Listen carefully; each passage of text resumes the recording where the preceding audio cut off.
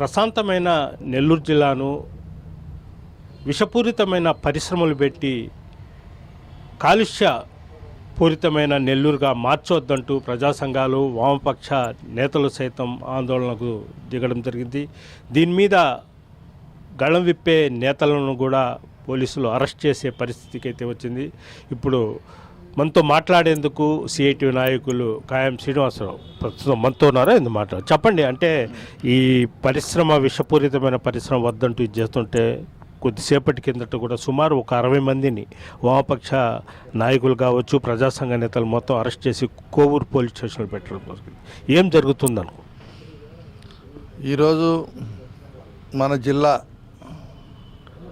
చాలా మంచి పేరుగా ఉన్నది. ఈ యొక్క జిల్లా అంటే మన నెల్లూరు జిల్లాలో పంట పొలాలు, ఆ వాతావరణం, అట్లాగే ఆ పంట పొలాల్లో నుంచి వచ్చిన వరి, ఆ పండగలు జరుపుకున్న జనవరి వస్తే సంక్రాంతి సంబరాలు జరుపుకున్న ఈ యొక్క జిల్లాలో ఈరోజు మనకి షెడ్యూల్ రూపంలో పెట్టి దాంట్లో కూడా ఒక మాట చెప్పాలంటే